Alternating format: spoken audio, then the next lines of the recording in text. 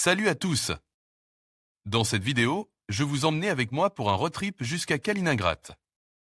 On va parler des préparatifs, du trajet, des difficultés rencontrées, croyez-moi, il y en a eu quelques-unes. Et bien sûr, des paysages et des moments forts de ce voyage assez unique. Préparez-vous pour plus de 600 km de route, des frontières à franchir et des découvertes surprenantes. Alors, vous rêvez de Kaliningrad? Une escapade en voiture dans cette enclave russe, c'est une aventure unique, mais il faut bien se préparer. On va voir ensemble comment organiser ce voyage un peu particulier. Se rendre à Kaliningrad en voiture, ça ne se fait pas comme un simple trajet routier. Il faut prendre en compte la situation géographique de Kaliningrad, coincée entre la Pologne et la Lituanie. Vous allez donc forcément devoir traverser au moins un de ces pays, voire les deux selon votre point de départ. Prévoyez donc vos documents de voyage.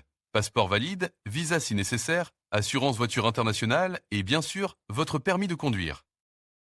N'oubliez pas de vérifier les réglementations routières spécifiques à chaque pays traverse, les limitations de vitesse, l'équipement. Obligatoire dans la voiture. Une bonne préparation est essentielle pour éviter les mauvaises surprises. On parle de plusieurs centaines, voire plus d'un millier de kilomètres selon votre point de départ en Europe. Prévoyez donc un itinéraire précis, en tenant compte des conditions de circulation et des éventuels travaux. Des applications de navigation GPS seront vos meilleurs alliés. Et n'hésitez pas à prévoir des pauses régulières pour vous reposer et éviter la fatigue au volant. Le car ferry de Kaliningrad, c'est une étape incontournable de votre voyage. Plusieurs compagnies proposent des traversées, généralement depuis la Pologne ou la Lituanie. Il est crucial de réserver votre place à l'avance, surtout pendant les périodes de forte affluence touristique. Renseignez-vous sur les différentes options disponibles, la durée de la traversée, les commodités à bord, les tarifs. Comparez les offres pour trouver la meilleure solution pour vous. N'oubliez pas de vérifier les conditions de transport de votre véhicule, notamment les dimensions et le poids. Et bien sûr, prévoyez tout ce dont vous aurez besoin pour la traversée, de quoi vous occuper, de quoi manger et boire, etc. La traversée en ferry, c'est aussi une partie de l'aventure. Le car ferry, c'est plus qu'un simple moyen de transport. C'est une expérience en soi. Imaginez-vous, la mer Baltique, le vent dans les cheveux, si vous êtes sur le pont. Le calme après des heures de route. Profitez de ce moment de détente pour vous ressourcer avant d'arriver à Kaliningrad. Prenez des photos, observez le paysage. C'est un souvenir inoubliable qui s'ajoutera à votre voyage. Comment se rendre à Kaliningrad en voiture? On l'a vu, c'est un voyage qui demande une organisation minutieuse. Mais la récompense en vaut la peine. L'arrivée à Kaliningrad, c'est une immersion dans une culture unique, un mélange d'influences européennes et russes. Nuances possibles. Oui, il y a toujours des imprévus. Des problèmes de circulation, des retards sur le ferry, des contrôles douaniers plus longs que prévu. Soyez flexible, prévoyez une marge de sécurité dans votre planning et gardez votre calme face aux imprévus. Avoir une bonne assurance voyage peut aussi vous être très utile. Et enfin, la distance. Comment se rendre à Kaliningrad, région de Kaliningrad, Russie depuis Moscou, région de Moscou, Russie? La distance est considérable, on parle de plus de 1300 km. Un trajet long et exigeant qui nécessitait une planification rigoureuse, des pauses fréquentes et une bonne condition physique. Ce n'est pas un trajet à faire à la légère.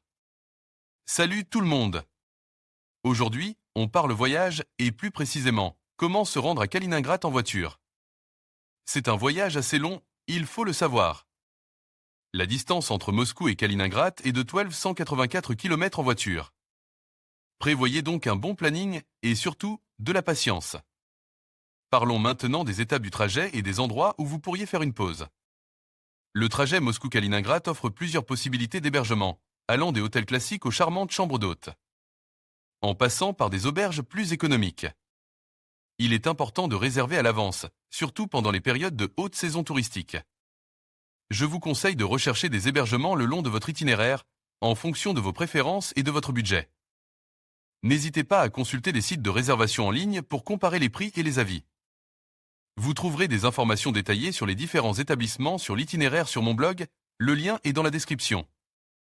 Maintenant, un point crucial, les documents nécessaires. Pour vous rendre à Kaliningrad, vous aurez besoin de votre passeport, bien sûr, valide au moins 6 mois après votre date de retour. Mais attention, le trajet implique de traverser la Lituanie, et c'est là que ça se complique un peu. Vous aurez besoin d'un document de transit simplifié pour traverser la Lituanie. Il est impératif de vous renseigner sur les modalités d'obtention de ce document auprès des autorités compétentes bien avant votre départ. Ne vous y prenez pas à la dernière minute. Un autre point important, les visas. Avez-vous besoin d'un visa pour Kaliningrad? Cela dépend de votre nationalité. Pour les citoyens de l'Union européenne, un visa n'est généralement pas nécessaire, mais il est toujours conseil de vérifier les réglementations en vigueur auprès de l'ambassade de Russie. Pour les autres nationalités, la situation est différente, et il est essentiel de se renseigner sur les exigences spécifiques à votre pays. Encore une fois, la vérification auprès des autorités compétentes est indispensable. Et n'oubliez pas la carte verte. La carte verte est obligatoire pour circuler en voiture en Russie et en Lituanie. Assurez-vous que votre assurance auto-inclut une couverture valable dans ces pays. Vérifiez les conditions de votre contrat d'assurance avant votre départ pour éviter toute mauvaise surprise. Enfin, pour ceux qui préfèrent l'avion, sachez qu'il existe des vols directs vers Kaliningrad depuis plusieurs villes de Russie, et même depuis certaines capitales européennes. C'est une option plus rapide, mais bien sûr, plus coûteuse. Comparez les prix et les horaires des vols pour trouver l'option qui vous convient le mieux. N'hésitez pas à utiliser les comparateurs de vols en ligne pour trouver les meilleures offres. Bon voyage à tous!